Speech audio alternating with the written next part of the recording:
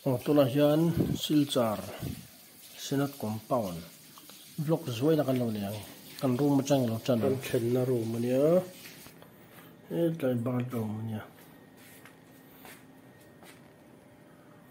tlai khum pakhat ong hei khum pahnih mi pahnih mu theina kan nu pai kan mu hei hi ola father ju hroi vele chu ta an mu ti theron ta tlai thomno an ban ve na turma hela hi almaira so hong lo mai sak em hele wardrobe buka he chu hi hon wak the men he mi kan da ve mai mai ni he khum tang na da no de lo hi ti zo henin a khum bong lampang khu hela men da le chu tin hon the men do ma sa tin le ding lo da wangin on phak lo ni hela do ka lo mai bu ro kan nga on chen chun mai zor tu tan hon box ya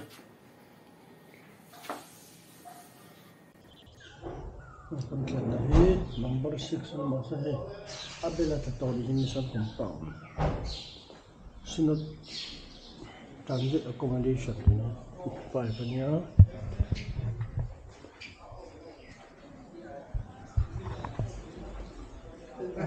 tree like for you door na tree na shit people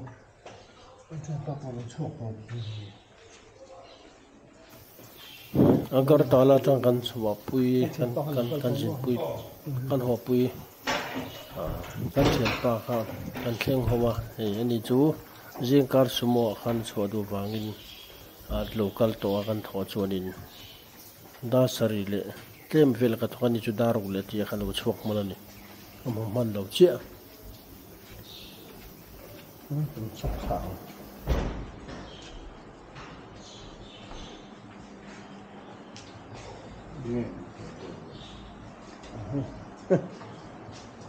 cái đòn đó hết là gì office of the manager một trăm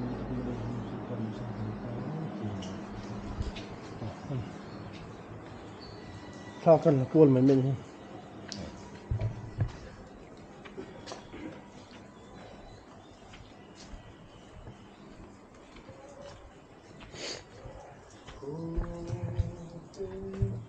đây là hiện chỗ cả order hotel mà okay kitchen ya order hotel mà chơi man veg za satelin zani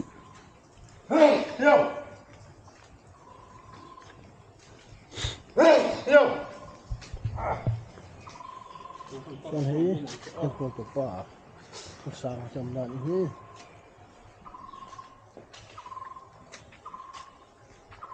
cái bữa hết tông mì nè sau đó pin luôn đi khá lâu mà rồi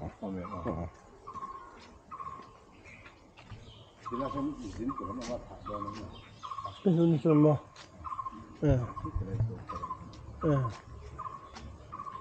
chúng ta cần phải chi luôn mà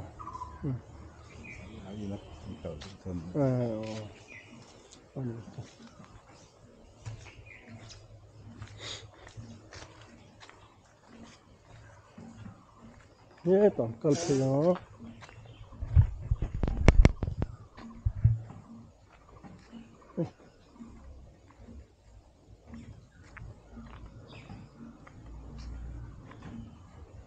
ये लग मान आन चल तो ना नहीं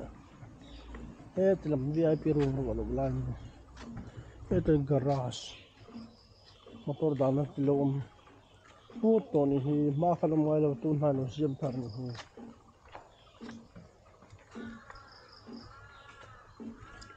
so the pastor court of thing not to get him but thing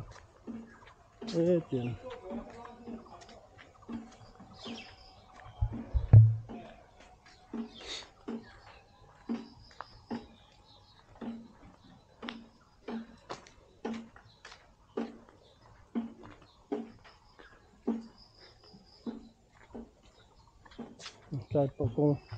alo xiêm thar ton hi pong in thale mà cái pastor Puertarania Reverend Kelal Duboma he là hi kan veng mi pilal luni omnania mà sẽ khi mi thả tur này vàng in alen kal dai ni cái bên ngoài bộ không mà khăn chân chiang hi lo alo xiêm thar van hi cột hi càng đều ắt to tuy ron tầm na sát dẹp po orang chỉ bôi cho đòn lâu này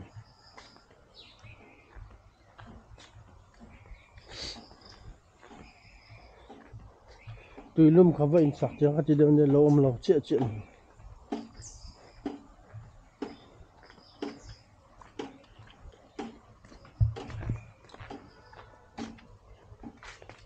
ê là mai tôi tụ tiền nhá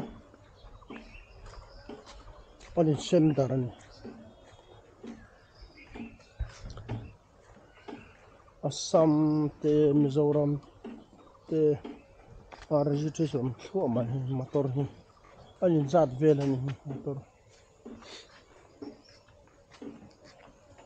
thế là mà biết cái khả năng focus để lúc này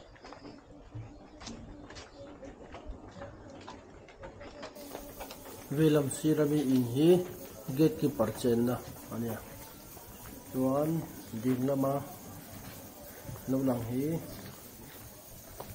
có phủ lại nhá nó đẹp mà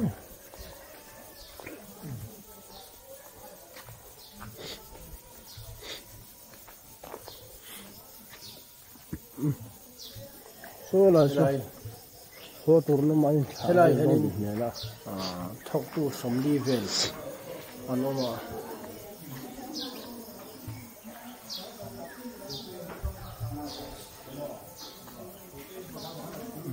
thế là số tour nó mà anh khăn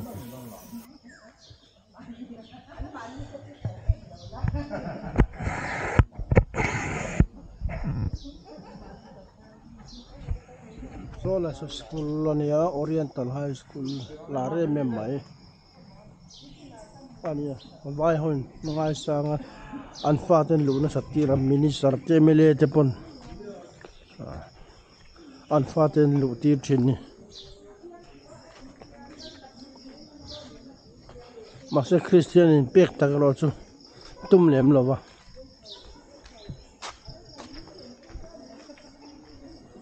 hi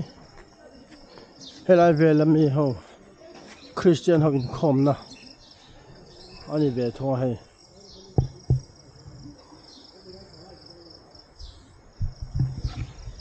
gì à khom hay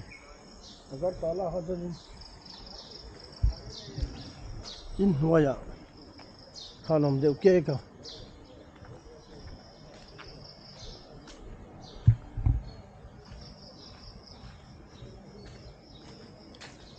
Pastor Quarters Silchar District thì không lẽ top mà hay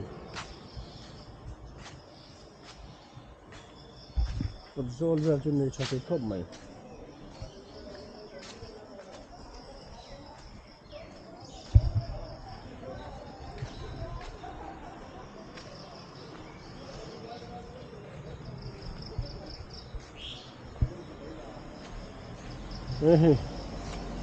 anh lên măn về để cho mình hơi đo này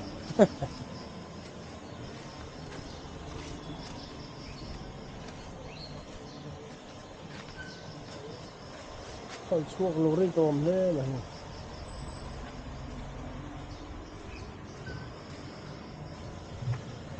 còn đi linh thar làm sao vậy mẹ bố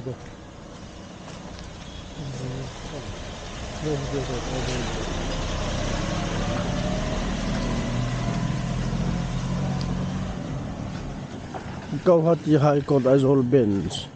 register motornya atling to sa ano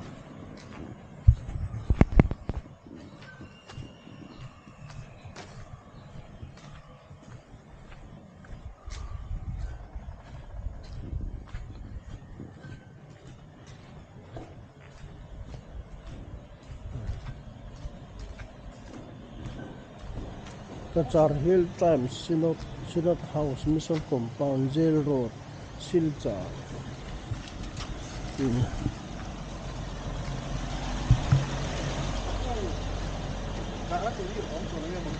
no wala ka pa kasuro ka at maseso at pusanga kain zo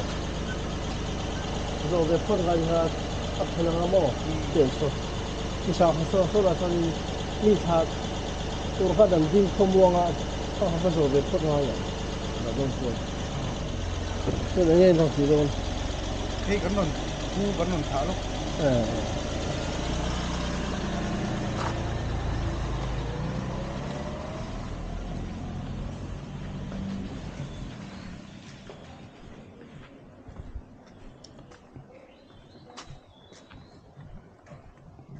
thế là cho mà garage om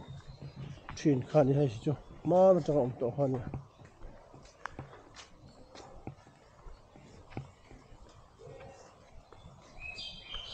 abek yet nung lampang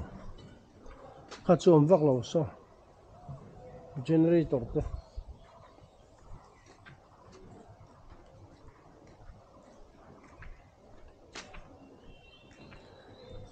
Presbyterian Church of India Mizoram Synod Transit Accommodation Mission Compound Silchar